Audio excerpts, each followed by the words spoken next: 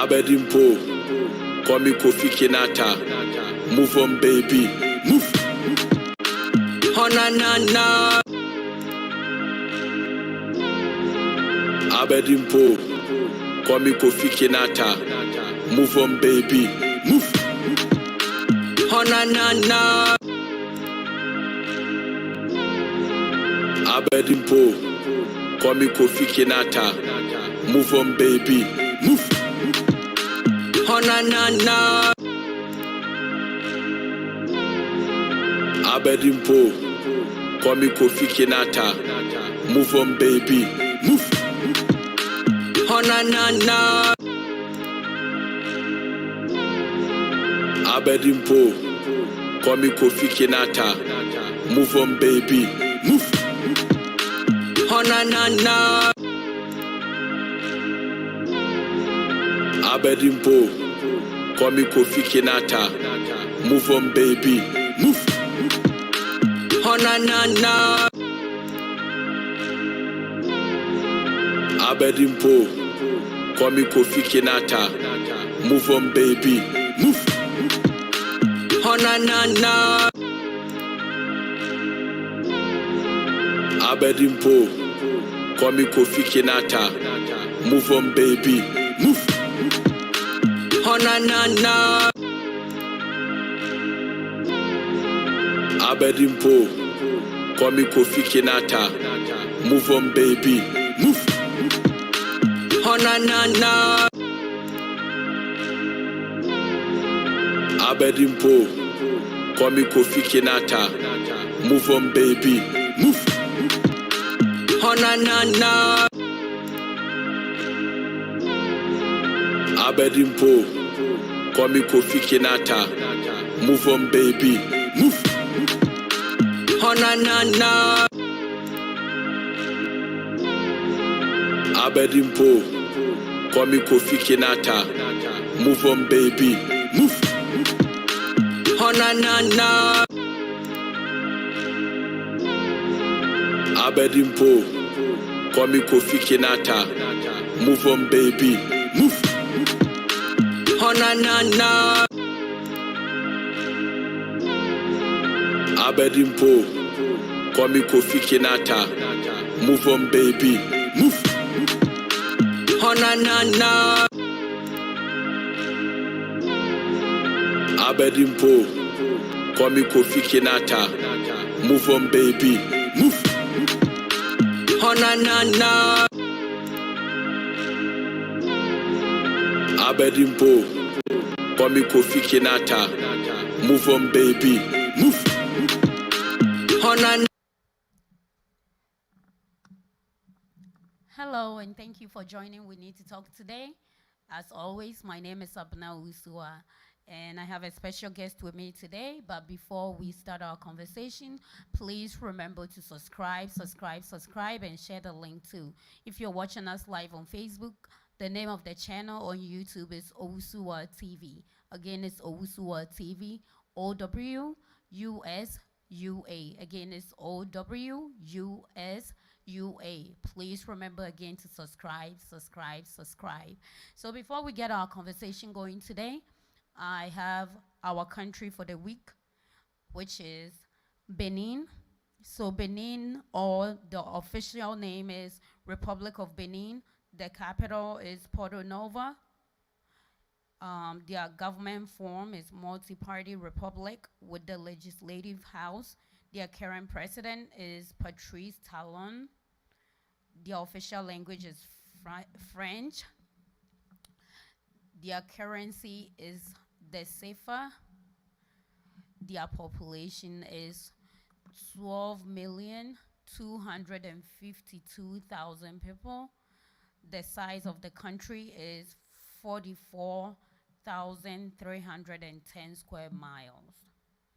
The life expectancy for people in Benin, for males, is 59 years old. For females, is 62 years old. Okay, so these are some of the ethnic groups in Benin. We have the Bariba, we have the Fulani, we have the Fon, Aja Yoruba, Utamari, and the Yowa. These are some of the ethnic groups in Benin. Some of the natural resources that they have in the country. So they are known for iron. They also um, have a lot of fish, or that is one of the resources of the country. They have mahogany and iroko tree. They also deal in cassava, corn, millet, beans, and rice. And some of the few things that the country is well known for is artwork, which and fashion. So these are a few things about the country of Benin, which is located in Africa. Again, please remember that this show or this channel is all about Africa. We like to promote Africa, let the world know about us. And normally, a lot of people get Africa confused as a country, but it's a continent. Again, there are 54 countries on that continent of Africa. So we've been going in alphabetical order. We went from Algeria to Angola, and this week is Benin. So please remember, Benin is our country of the week. Before I introduce my guest, please remember O&O Signature. O&O Signature, we deal in everything from African wear for men, for women, for kids, for adults, every age, every size. Please remember, we also sell accessories from earring, necklaces, bracelets, waist beads, sandals, slippers, everything that you can possibly think of that is African wear or African made. You can contact O&O Signature at 469-769-2306. Again, it's 469-769-2306. You can follow us on Facebook and on Instagram at OO Signature. Again, it's OO Signature. Please remember to also like and follow us on our social media platforms as well. So today I have with me here Mrs. Judy. It's a privilege and it's an honor for me to be seated here with this lady. I've known Miss Judy for a while now, but one thing she doesn't know is she's a woman, or should I say she's one of the women that I actually really admire and I look up to so much, but she doesn't even know it. But I'm sure you guys are gonna find out why I admire her so much. And I'm gonna let her introduce herself. So Mrs. Judy, will you please do us the honors and tell us about yourself and a little bit about you?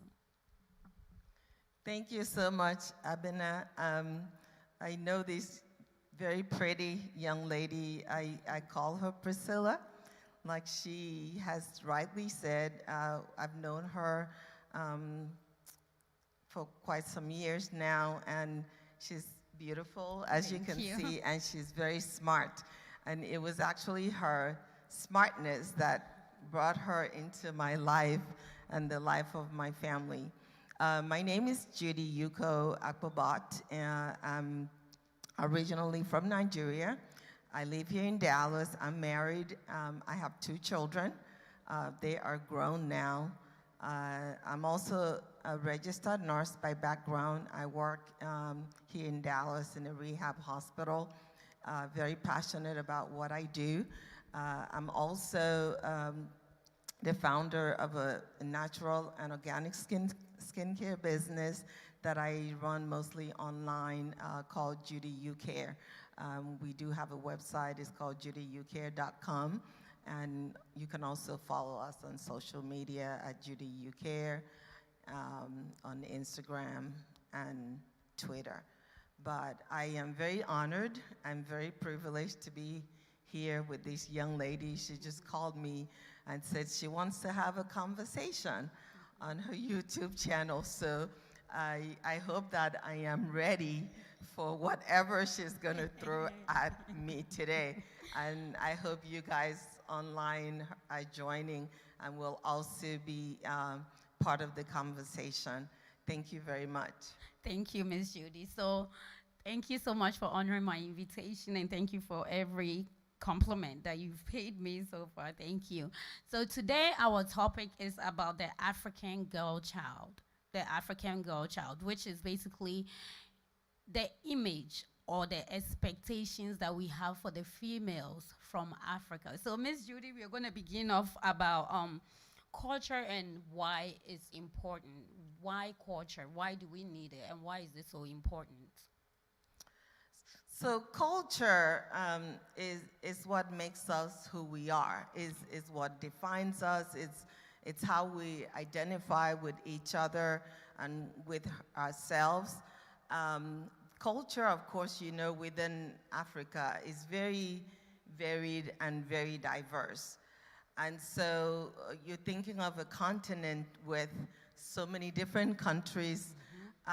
Within those countries, you have multiple tribes also within those different countries. So the culture that defines each of those tribes varies, and it's a lot. So essentially, culture is a set of qualities that defines a group of people. And so in the African culture, you can think of the different cultures and the different qualities that defines us. For instance, our morals, our beliefs, our values, the way that we even dress, the food, our languages, our laws, our religion, our customs, the music that we listen to or dance to. All of these are part of what makes up a culture, and it defines a group of people. So in Africa, there's variation. Like I said, we're very diverse. But also when you think of the African culture, as much as we are diverse, there's a lot of similarities in our culture. For example, the morale, the high morale that we hold so dear and so close to our heart. And those morals is how we, you know, raise our children.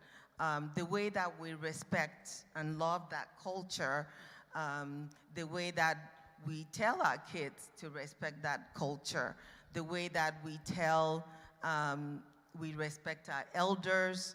Those are a lot of the things that I believe within Africa is the fabric of what makes us who we are. So as much, as different as we are, you know, tribally, country-wise, those are a lot of the same culture that is ingrained within us that you see, whether you're meeting another African in a grocery store or in a church or even in a work environment.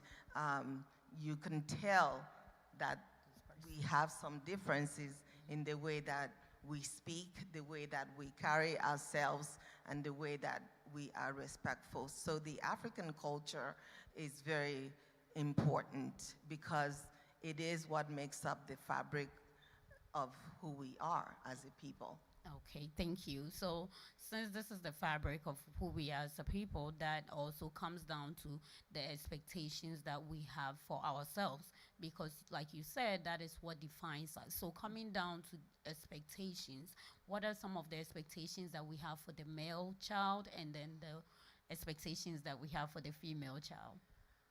Oh, we have so many different expectations. I mean, our parents, you know, even when you think about our grandparents and our parents, the way that we were raised, I know, like speaking from experience, that in the African culture, there's different expectations for the male child and the different, you know, the female. There is the gender roles are so different and very defined. For instance, the male child is expected to be strong, be aggressive, and be bold. And the female child is expected to be kind of meek, mild, polite. They are supposed to be nurturing. And unfortunately, some of these qualities is what in Africa, you know, we think that the women are subordinate to the men.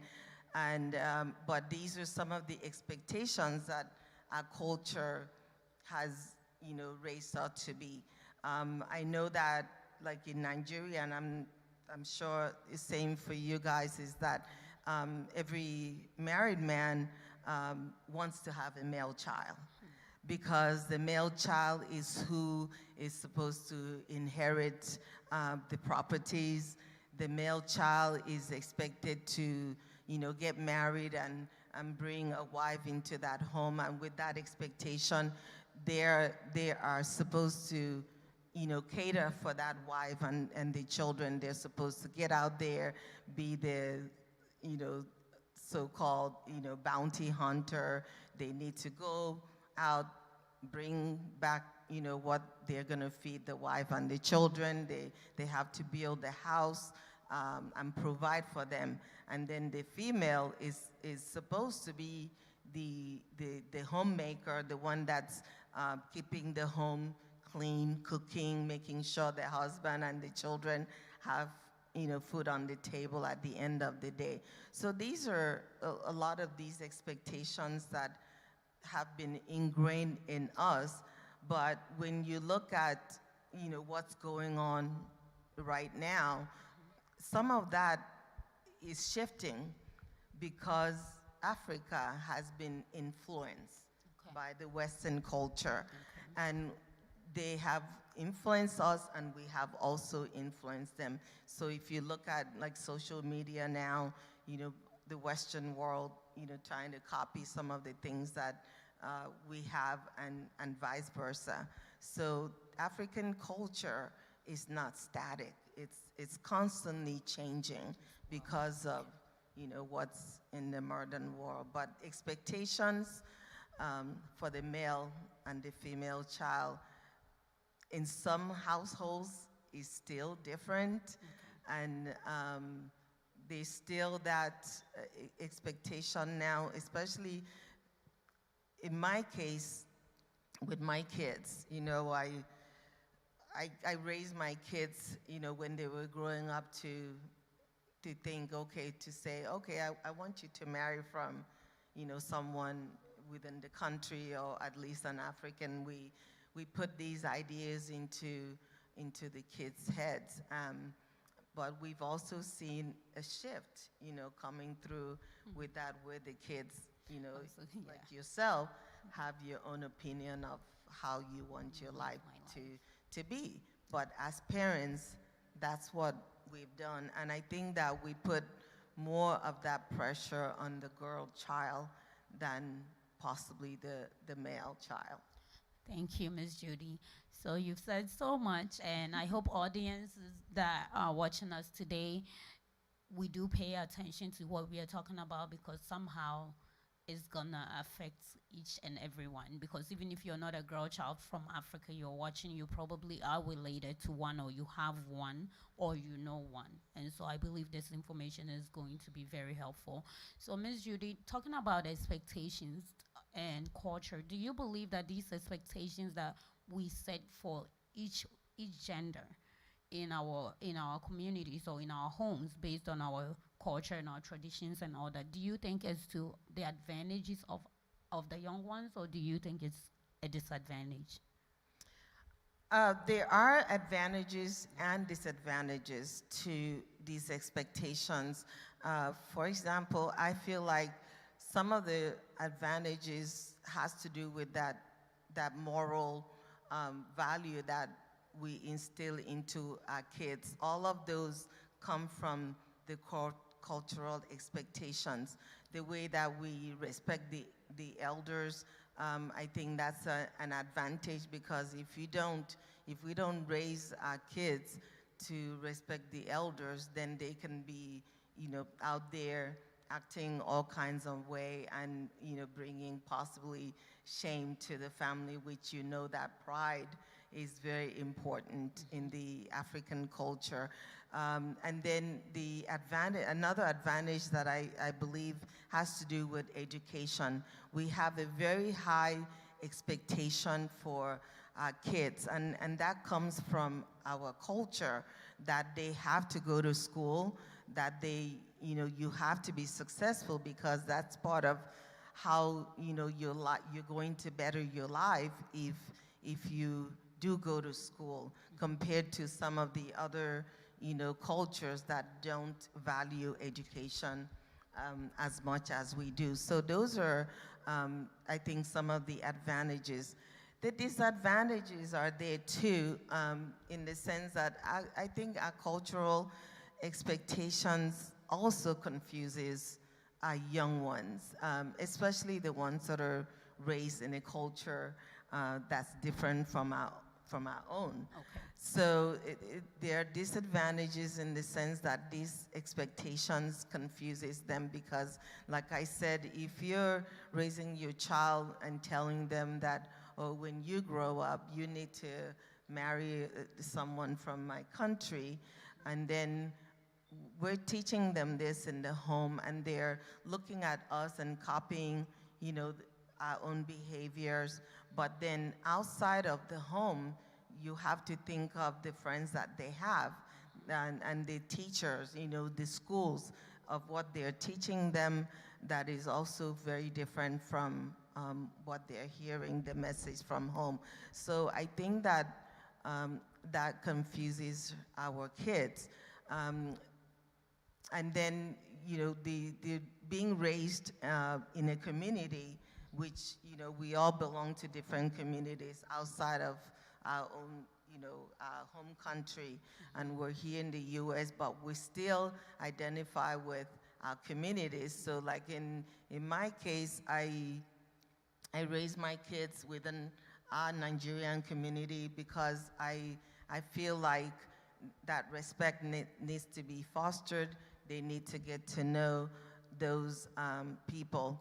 But then in getting to know the people in the community, we're telling them part of that respect is to call them auntie, uncles, yes. And so the kids, you know, grow up to think that these are their relatives, and then the children that those aunties and uncles have are now cousins, and we don't teach them what the differences are until it's kind of late, because we just think that those things are going to sort themselves out when the kids grow up. But then you find out that the kids grow up and they think that, you know, the friends and these cousins that they've had, they don't have any type of close relationship, or don't want any type of intimate relationships with them because they have grown up with their parents who are essentially their aunties and their uncles. So there's a lot of advantages to, you know, to having a culture and, you know, living those cultures and values and beliefs. But there's also disadvantages, I think, to our children, both male and female, which I think it affects more of the female children because they tend to be, you know, close to their moms, and they tend to listen to the moms. The boys may go out and, you know, make their decisions and maybe, you know, go a little bit off from the culture, even though they still get the same pressure.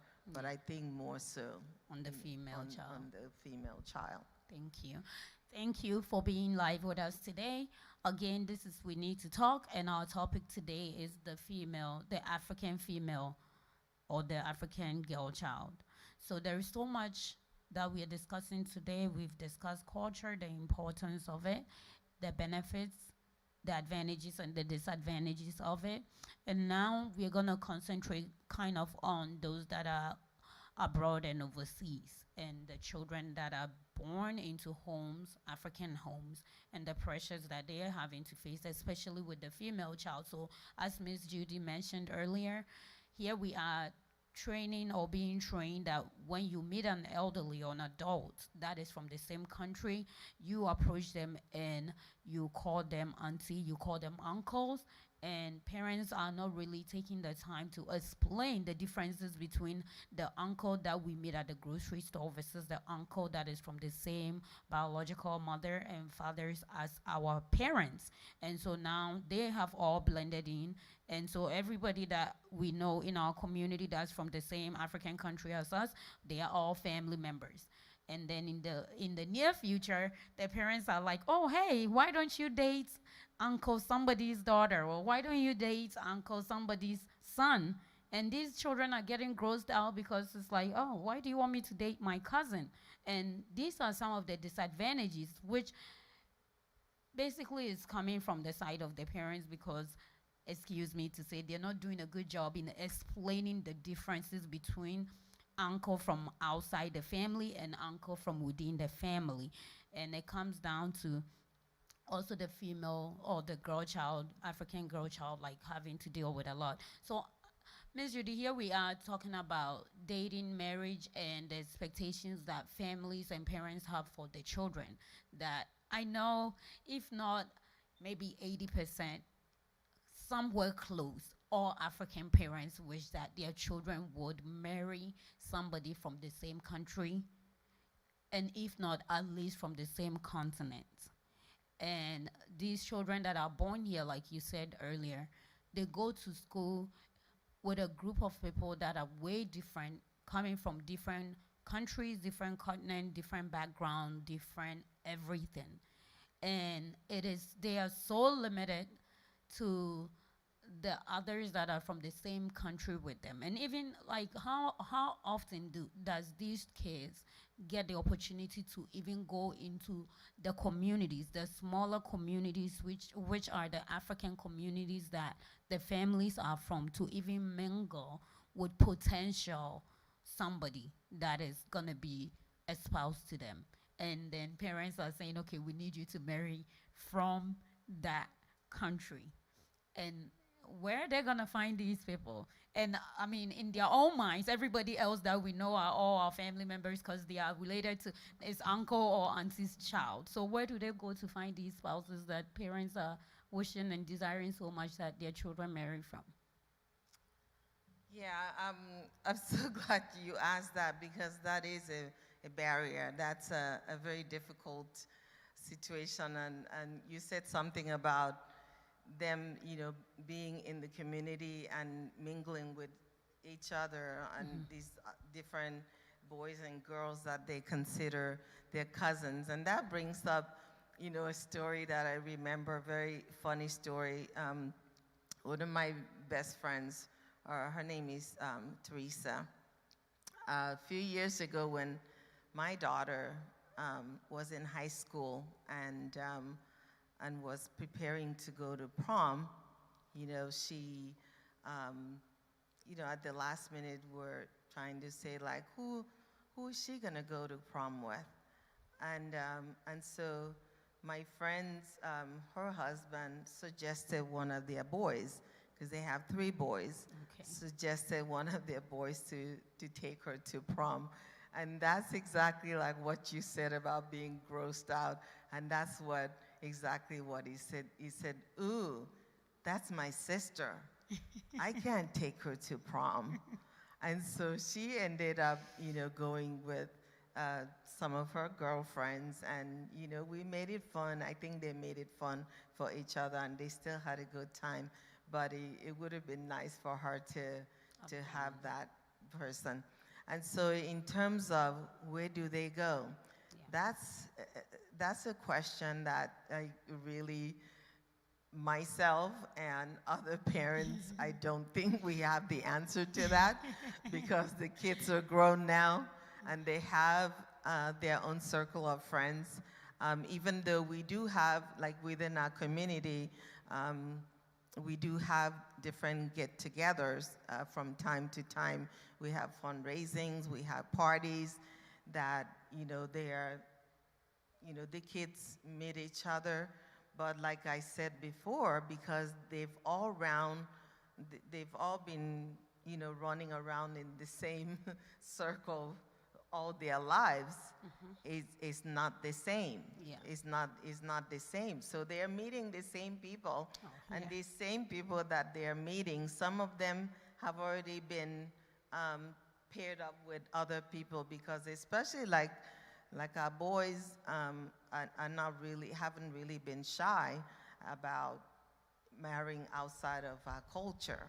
But the girls, I think, because of some of the expectations we've talked about, have been a little bit more reserved. And also for a girl to get into being partners with someone or in an intimate relationship, our expectation is that the man has to be the one to make the first move. So the girls are not going to make the first move. And so that makes it, unlike the Western culture where the girls are more likely to approach a guy that they like to say, hey, would you go out? Would you go have dinner with me or to a movie? We don't teach our girls that, and we're not going to, because that's not part of our culture. So where they have to go and meet these guys, we're gonna leave it up to God for them to meet them on their own somewhere. Miss Judy, I can't have you continue with the last comment you made. You said, okay, so we don't teach our girls to approach men or guys that they're interested in, and we are not going to, but we still expect them that they should marry somebody from within the culture and the country. So now, here we are, like you said, there are pressures on the male and there are pressures on the female, but with the male, they have that opportunity to approach whoever they like. So even in the circle as small as it is, they have the option. But then it comes to the female child, and it's, even with the small circle, you only get stuck with those that approach you. So you might see somebody you're interested in, but according to our culture, you're supposed to just sit there, look pretty, and wait for him to approach you. And if he doesn't, there goes your luck. And if the opposite comes to you, now you have a choice between him and it's whatever comes to you that you have a choice with, basically. So what essentially, like, is the reasoning behind why the female African child cannot pursue their interest in their potential spouse? It's not that they cannot or they shouldn't, but it's the proper, like I said, it's the way that we teach them of how a woman is viewed in the African culture. And sometimes also that comes from the male perspective, because a lot of African boys or men do not want the woman to make the first move either. They want to be the ones to approach, because if the girl is the one that's doing the approaching, there's gonna be all these different types of negative label and connotation that is attached to, it might be a very good girl, very good girl from a good home, a Christian girl, but because she has now been the one to approach a guy to say, hey, I like you, they now have these labels that may or may not work out. So there's no fast rule that they couldn't do it, but because of the way that's also part of our culture is seen, and how the judgment of that girl, that's why they are very reserved and they don't do it. Miss Judy, I sit here and I talk about this so passionately because I am an African female child. And so these expectations that we talk about it cut across all African countries. Yes, it's not just Nigeria, it's not just Ghana. It's Yes. from Algeria to Zimbabwe. That's That right. is how deep it is. Yes. And now we are here in different countries with limited access to people from our countries. And then we also have these other females from other countries that are here with us, competing with us for these men. That's and right. here we are, we can approach these men. So I am still on the question, how does the female child get her way? How does she get what she wants besides what's coming to her? Because the male child, like in our discussion we had before, some of these male child break out of the mentality that I need to marry somebody from within my country or They within do. my culture.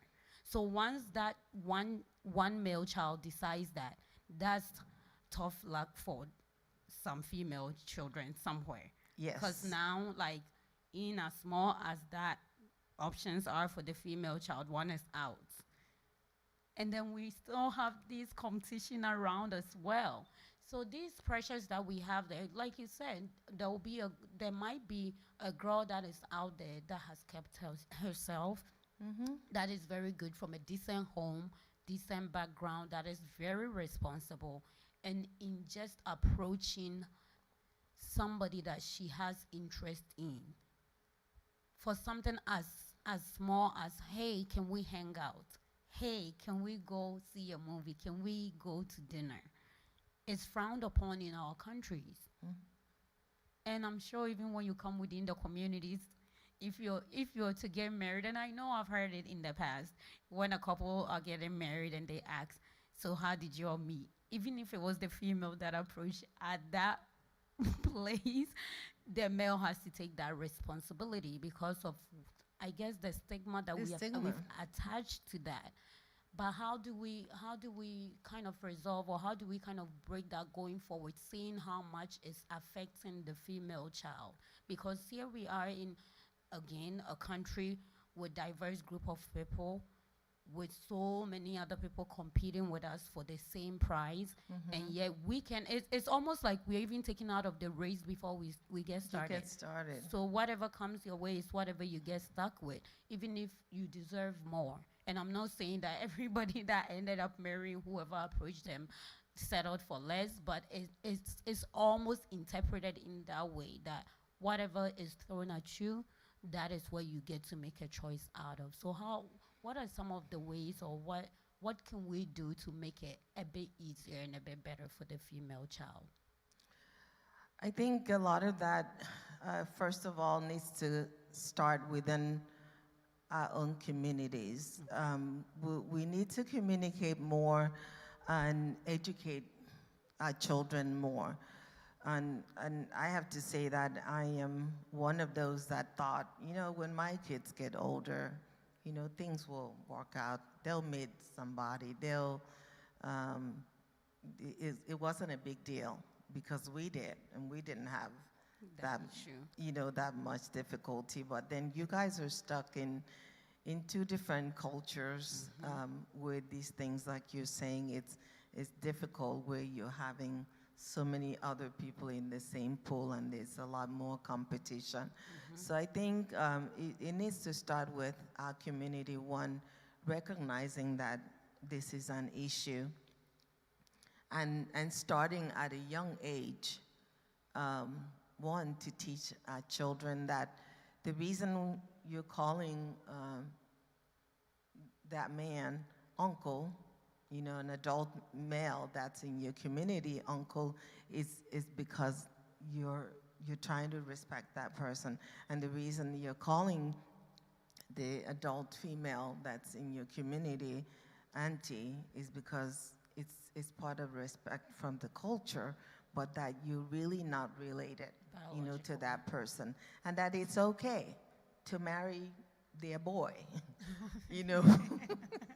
when he approach you. Yes, when you guys get older, when it's that time where you're of the age to do that it will be okay, and there's not going to be any type of taboo or anything wrong with that. So yes, so we need to start there with communicating and educating the kids, and then we also need to do. I think as an African communities, we need to do more organization of different activities and events that involve young people. Maybe, get them to be the lead in organizing different activities for them, so that in doing that, they have that opportunity to meet themselves. Because a lot of times, you guys, as soon as you're out of high school, you go to college in different cities. The distance makes it so difficult to communicate and keep up with people. And then you're in college, and that's a lot of places where people tend to meet others, their spouse or significant other. And then, or even if they don't, by the time they get back into the community, they are so bogged down by so many different things, by their job, and different activities that they're doing, that they may not have time to, get together with someone else that's in the same community with them. And also at that time, they have grown up into an adult to where it's not the same relationship. They're like now basically strangers to each other. So I think we need to foster more community relationships when it comes to the young adults, and do things to try to encourage them to, interact with each other. The other thing is that I also think that the young people need to also be more open-minded as far as, because I know in my personal experience, when we introduce you guys to someone that we think, might be a good match, it's a lot of pushback also in that direction. And so open-mindedness and, saying that maybe it's okay to talk to this person. You don't have to marry them, but at least to see if there's potential. But really teaching what our culture, on our culture, what exactly do the different customs stand for? What do they mean? What is this belief? I think that we don't do enough of those with our kids, because I think that if we do, then they will not pick up a lot of the misinformation that's out there on the internet or from other people. That's something that needs to start from home. And we also have to be, the parents too, we also need to be open-minded about having our kids interact with each other on that level, if it does come to that. Thank you so much, Ms. Judy. I think you've kind of sat on the hot seat for the parents today, but piggybacking to something you said about the kids being more open-minded to being introduced to somebody or some potential person by the parents, I think I'll just take that opportunity to also tell the parents that they also need to be a bit more open-minded. But one thing that I think sometimes doesn't get ingrained in us at an early stage is the importance of our culture and why we need to maintain it in our lives. And I believe that, like you said earlier, most parents kind of sometimes leave it to chance that, oh, this will work out, or just because I knew growing up, my child should know growing up. And then sometimes some parents tend to forget the fact that some of these parents grew up back home where the culture was all round, and so it was easy for you to learn even from outside the home. But here you are, you have such little time with your families or with your parents that knows what and why the culture is important, and even at that they're not taking that time to teach. And even with gatherings that we spoke about, most often when parents go out with their children to events, they're more busy like interacting with their own friends. They don't have time to see if their children are also interacting with others, or if they're okay, or if they're learning something, or if they're enjoying themselves. So these children grow up thinking it's a drag. I always have to go to these adult parties with my parents. It's not fun, but they make me go. So by the time they get of age, they're like, okay, I'm not going. So they never even formed any meaningful relationship from those that they met at the party, because they weren't there mentally and emotionally in the first place. And the parents were also not there for them when they got there, because the parents were busy eating, enjoying themselves, and forgetting about the children. And then once they get of age where their minds are formed from what they have learned from outside the home, then the tussle begins, because now they want to exercise what they have grown up to know. And then the parents also want to push them to do what they're expecting them to do. But I mean, you can't blame the children, because what they have grown to know is what they want to do, and the parents are saying otherwise. And then again on the being more open-minded, I believe our African parents also need to be a bit more open-minded, and also to the fact that the world is constantly changing, just as you said about our culture. We are being more open even back home to the Western culture. So the way things used to be, because here we are with parents that are maybe in their 50s or in their 40s, and they probably were teenagers back home, and things were different. Things were much more stricter, and the way that people used to perceive things were different back then. But here we are in this culture which is Western, and so many things are acceptable or encouraged.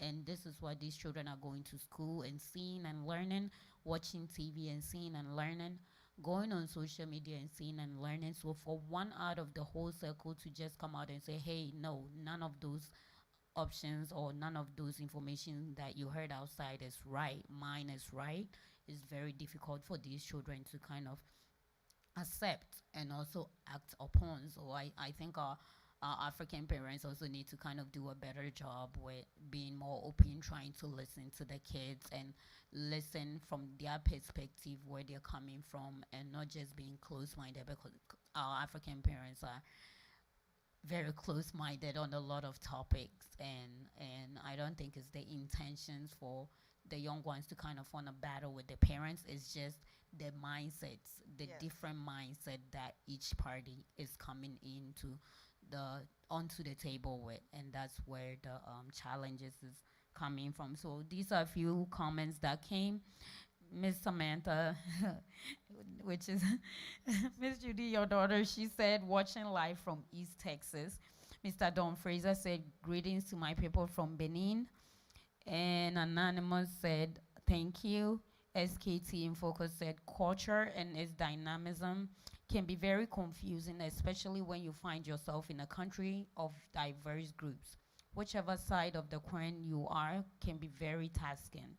We live, learn, and we grow, and that's definitely true. But I think Africans, we do more of live, and I'm not sure about the learn, especially for our parents. I think we still want to hold on to what we've always known, and we don't want anything different. But Miss Judy, I want us to kind of go back a little bit and talk about why is it important that we find ourselves spouses that are from the same country or at least from the same continent. Why is it such a big deal for our parents that we do that? I think some of those, yeah, I can certainly answer that. I think a lot of that comes to, like you say, the way that we, as parents, were raised, and how that has guided us, and we feel like we have kind of gone through life with all these things that were instilled in us as kids. We have gone through life without having any major issues happen to us. You know, we're not in our culture. We're very protective. Our parents were very protective of us. And so we all, because they didn't want any harm to come to us from anything that's bad out there. And so we also want to, our children, we also overprotect them because we want them to have the same kind of, you know, good life, you know, free of all these other things that you see in the Western world. So I think that's one of the things that's really important, that we want our children to embrace our culture. The other thing is that if your child, and this is just generally speaking, and I'm not saying that this is what I'm subscribing to, but we as African parents think that if you all marry someone that's also in the same culture, it will be easier for them to accept us, your parents. It will be easier for us to still be part of your life and what you're doing, and be ingrained into our future grandchildren's lives. Because the fear that most of us have is that you will end up, especially our girls or even our boys, that you will end up with someone that's going to dislike your parents so much. Because, yeah, it's true, we can be a little bit overbearing at times because of the love that we have, for our kids. It comes off as being overbearing, and so, but it comes from a good place. It comes from our heart, the fact that we feel like you're all we have, and we want to be a part of your life. And if you're with someone that's like-minded, that's in the same culture, then your spouse, whether it's a girl or a boy, it's also going to be accepting of us, and you're both going to leave that overall culture too. You're going to both embrace that culture, and there's not going to be too much friction in that relationship, because you all came from the same like-minded place. Thank you. Thank you so much for your honesty. I think these are some of the conversations that parents don't really, I'm not sure if they don't see any value in having with their children, but when you say something like that, someone would have to be unreasonable to say, oh, I don't care if my spouse doesn't accept my parents. But most often parents just say, do it, and there are no explanations, and that's where everything begins. But as you're here telling me that parents also have fear, and sometimes I believe that they portray themselves as they want to be authoritative and just tell us to do something, and just that notion behind it makes it difficult for the younger ones to just kind of accept, because as one grows in age, they kind of want to know more in depth to what they're doing. And sometimes parents are, I don't know if it's because they have the mindset that, okay, these are kids and they're always going to be kids, so I don't have to explain myself to you. And so these kids are also like, okay, just because you are my parent and I'm now an adult, I can decide for myself, so I'm also going to do what I'm going to do. So at what point do we meet in the middle? But I believe, just as I said, that when we have this conversation, it shines light onto what really the issue is, and each party can do more thinking to and accepting of what is being discussed. And also for the young ones that are watching, I think we also tend to forget that when our parents are no more and they're gone, like, the young ones are the face of our countries, of our continent, of our culture. We are going to be the ones to bring it forward. So if that dies down, that means that basically everything that has been worked for, everything that was before our time, just died down right there. And our children and their children's children are going to have no traces whatsoever. But culture, like you said, is so important. And there are so many people out there that are not from Africa that they desire so much to be part of something, or be part of the culture that we are taking for granted. And again, I think the root still stems from the parents not doing enough of a good job to teach the younger ones what the value of our culture really is about. Yeah. And I think one thing definitely that I'll give credit to the younger ones is, as they get older and they get to learn more about the culture, they start accepting and even bringing themselves out there to be an image of where or what they are from their homes and from their culture as well. And So, yeah, and I think too, like you said, we as parents have to be more open-minded in listening to what the young ones are trying to tell us, instead of always trying to get our own way and have our wishes, be realized, because this is what we want. We as parents have to be more open-minded and foster that relationship with our kids, so that they can be also feel free to come to us with any type of situations that they are experiencing in their lives, or any type of questions that they have, whether it's about our culture or another person's culture, and how they all fit into that. So yes, parents, we have to do a better job.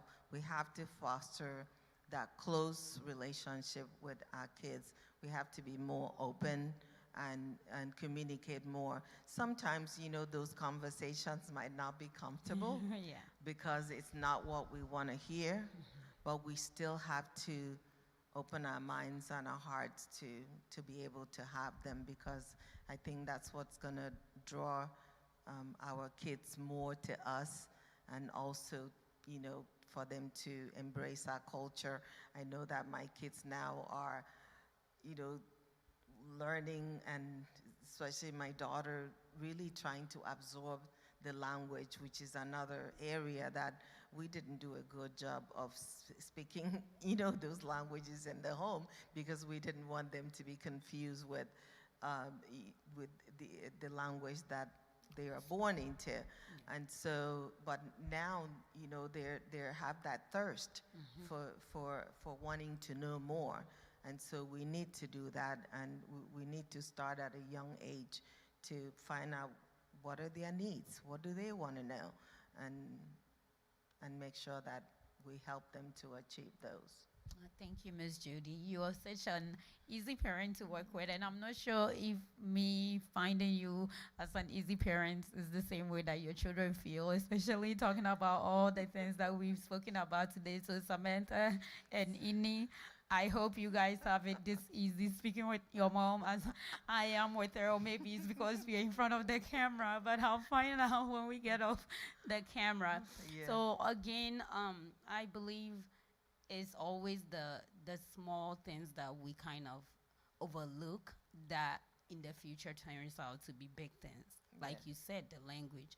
A lot, and this is not just you, a lot of parents say, okay, my child just started going to school or started speaking, and I don't want to confuse the child, because when they go to school, they speak English, and they come home, I don't want to speak my dialect or my other native language to the child to confuse them.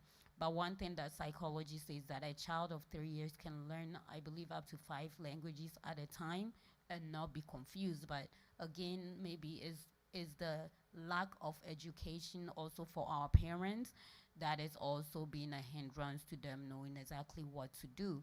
And even when it comes to food, you can go into some African homes, the parents are the only ones eating the African foods. And then the children are like, oh, no, I'll go to McDonald's, or I'll go to Jack in the Box or somewhere and eat. But I think, like you said, when you spoke about what culture was in the beginning, these are things that identifies us: the food, the culture, the way that we dress, the way that we speak, how we relate to one another, how we present ourselves to the world. And sometimes when children are younger, we tend to think, oh, okay, this is just a child, who cares who is looking? But they are forming what they believe is the right thing. So whatever they are fed is what they're going to portray whenever they get older. And that's when all those challenges comes in. So thank you so much, Miss Judy. Yeah, I could tell you, I do have a good relationship with my kids. Hopefully they'll say so, but they'll also tell them that, you know, we've had some conversations, you know, regarding this topic, and, you know, what their, you know, opinions are, and what minds are, and sometimes we have to meet in the middle about it. But hopefully hopefully you'll get to talk to them one day, and they can tell you themselves. I definitely will. I definitely will. And then finally rounding up, this whole topic was supposed to be, or is about the African girl child, and some of the pressures and kind of some of the expectations that we have for these girls. Like you said, we tend to think that the African girl child should be meek, calm, kind of weak, and kind of be in the background. But here we are in a modernized world where what is expected of the boys in the Western world is also expected of the girls, if not more. And in the past, I had a young lady that was saying that she doesn't understand why African parents in their homes tend to expect the female children to kind of do the domestic chores, and then the male children kind of sit there, play their games, do whatever they want. And these are how we are growing up with. So whatever that you're training these kids in the home, now the guys get married and they expect, oh, my wife has to be domesticated. It doesn't matter what she's doing, or if she's working more than me, or what this and that. She has to be domesticated, and me, I can just kind of pay the bills and just sit, chill, look at whatever is going around. So also to that, what can you say to that, the expectations that we set even within our immediate homes for the females and the males, and how it affects in the long term run?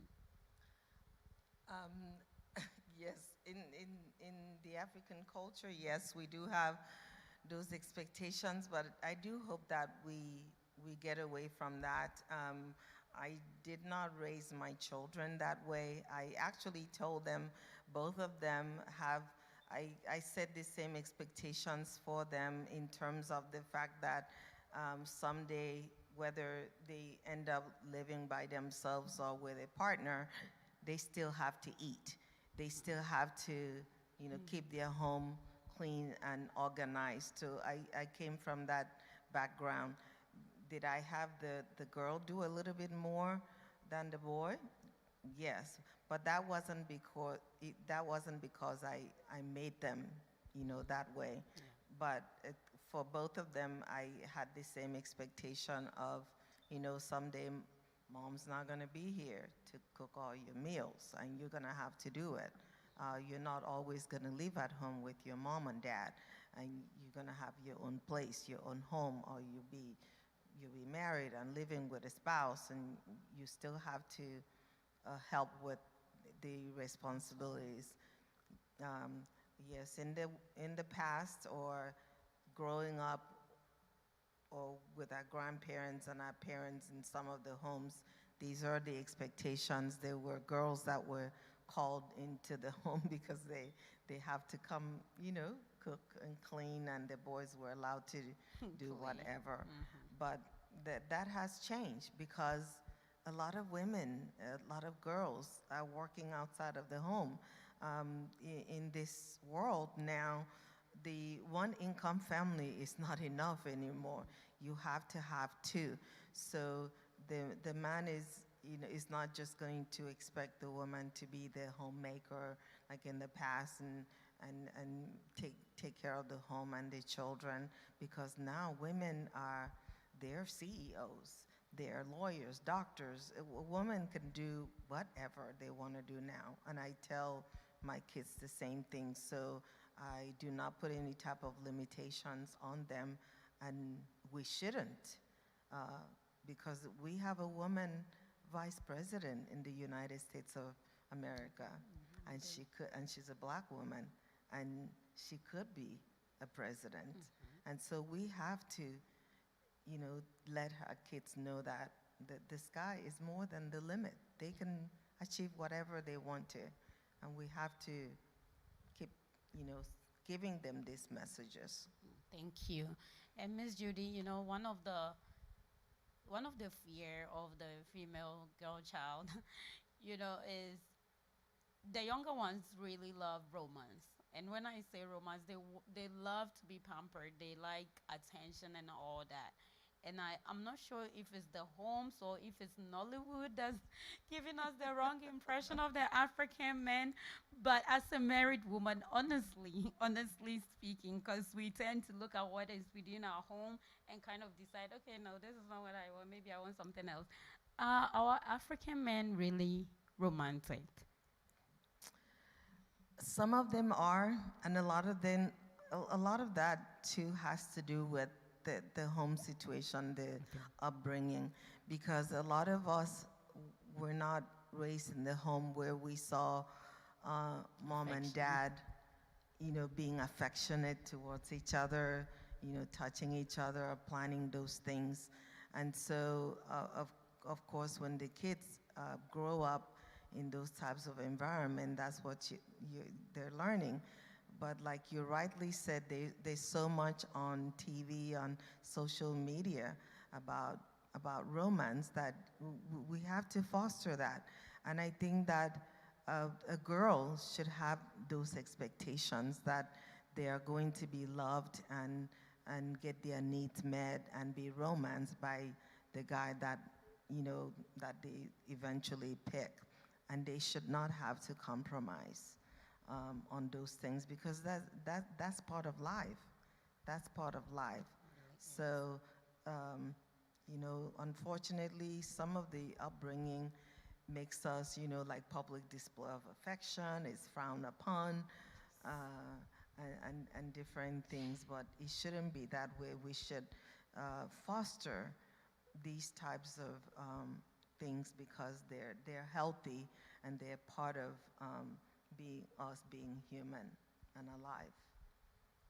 Thank you. You know that last part, the public display of affection, that is definitely one thing that is not really accepted within our African culture. It doesn't matter if you're married, if you step into a room with your husband and sit on his lap or try to kiss him in front of, the looks that you might get and the frowns that you might get, it is unbelievable. And so I think these are all some of the things that in the past, maybe they were unacceptable, but I mean, it's not hurting anybody. It's their spouse, and they are one according to the Bible. So if I want to touch my leg, or if I don't see how. I mean, I'm not saying they should go out there and display some inappropriate acts, but showing affection in a physical way shouldn't be something that I think our culture should frown upon. No, we shouldn't. We shouldn't, and we should teach our kids that it's okay. It's okay to show affection because it shows that you're human and you have feelings. And like you said, as long as it's within the context of, being appropriate, and we should encourage that. Okay. So Samantha came back and said, yes, we do. She's this way off camera. So thank you, Samantha. I know I've had the opportunity to meet your mom off camera, and that's why I say she's one of the women that I truly, honestly admire. So thank you for confirming that for our audience. So Miss Judy is like this, not just in front of camera, but off camera also with her kids. And then Mr. Oscar said, tribalism has and continues to be the issue among Africans. As the new leading generation, millennials and younger, we need to dismantle the influence and pressures our parents instilled in us. And that's definitely true, and our parents also need to be accepting of that, as it affects us all and our future as well. So thank you all so much for having the time and being here with us to have this conversation about the female or the African girl child. We know there is so much that our culture has to offer to us, not just to us, the African people, but to the world. But also, just as it has so much to offer, there is so much that we can learn and incorporate to also move forward as well. So thank you. Please remember the name of the channel is Owusuwa TV. If you're watching us from Facebook, please go over to YouTube to Owusuwa TV, OWUSUA. Again, it's OWUSUA. Owusuwa TV, and please subscribe if you've not done so, and please like and drop your comments as you listen to all these conversations. Remember, you can go back to the channel and watch all missed episodes as well, and you are always welcome to share the links of all the videos that are posted on the page as well. Please remember also O&O Signature. O&O Signature, we specialize in everything African wear, from dresses for men, for women, for children, all ages, all sizes. And please remember, we also deal in accessories, from neck beads to waist beads to bracelets to anklets to sandals to purses to wallets, anything that you can possibly think of. Please remember to contact O&O Signature at 469-769-2306. Again, it's 469 769-2306. You can follow ONO Signature on Instagram and on Facebook at OO Signature. Again, it's OO Signature. You can also follow Owusuwa TV. You can like us on Facebook at Owusuwa TV. On Facebook, it's Owusuwa TV. On Instagram, it's also Owusuwa TV.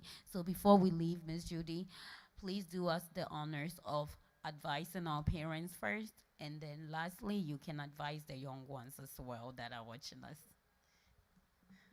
Thank you so much for having me here. You're welcome. I just want to encourage the parents that yes, we do have all our cultures that have been impacted to us, and our kids, living with us have copied or imbibed these cultures. And so, like I said earlier, this is what defines us, who we are.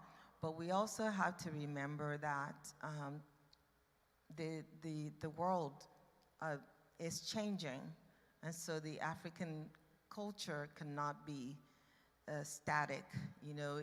It's also changing and evolving, and so we as parents have to be open-minded, listen to our kids, and try to help them to figure out and map, their lives as they, navigate through this life that they found them in.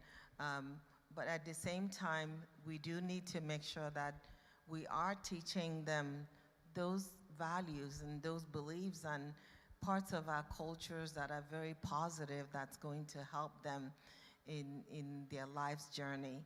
We need to make sure that we are starting when they're babies to teach them, because I think some of us, because of our different commitments of work and other things that we do, we got away from doing those things. So we need to remember that as these kids are growing up, we are the ones that they're looking up to.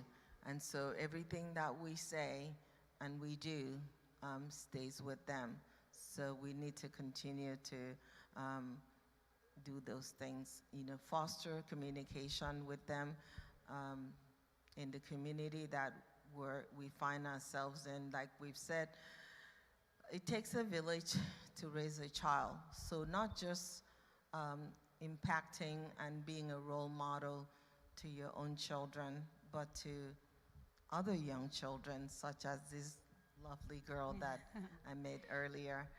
And then for our children, continue to be as respectful as you've been to your parents.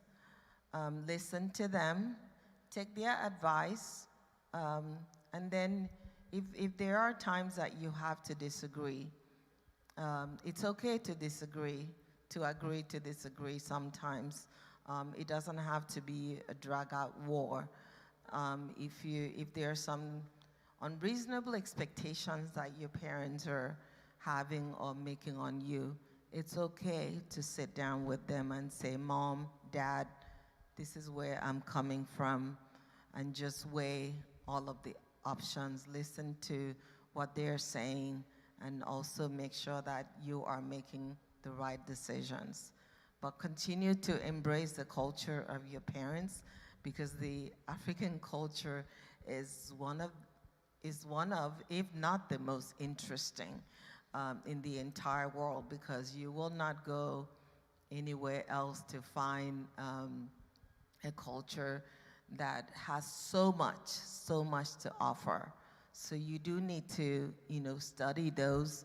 There are some very positive customs, and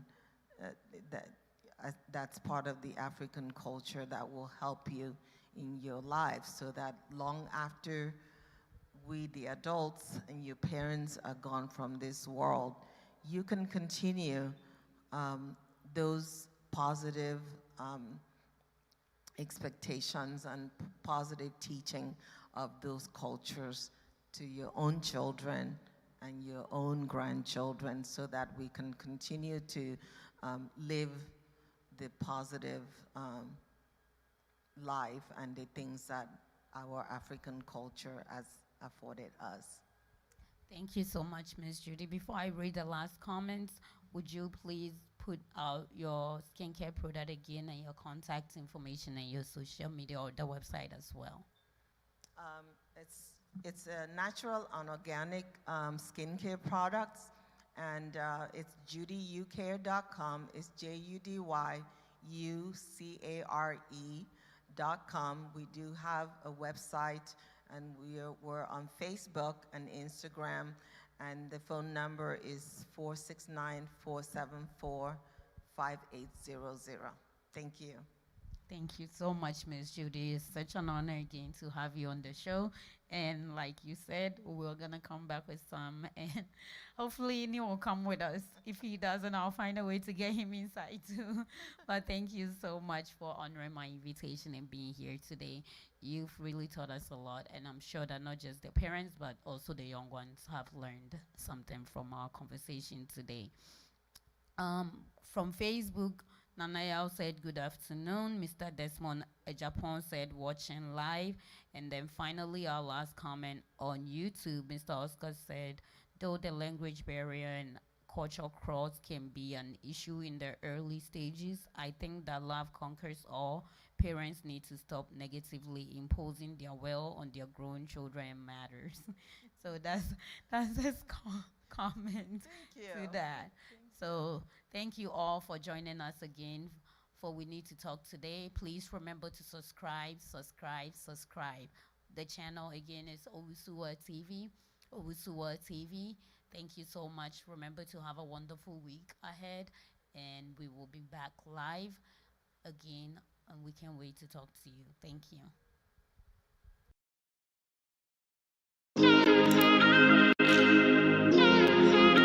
Abedimpo, Kwame Kofi Kinata, move on baby, move. Honanana.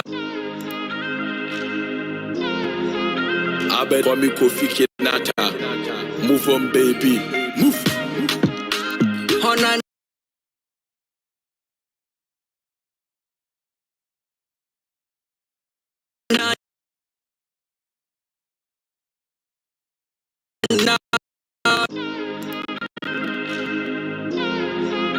Abedimpo, Kwame Kofi Kinata,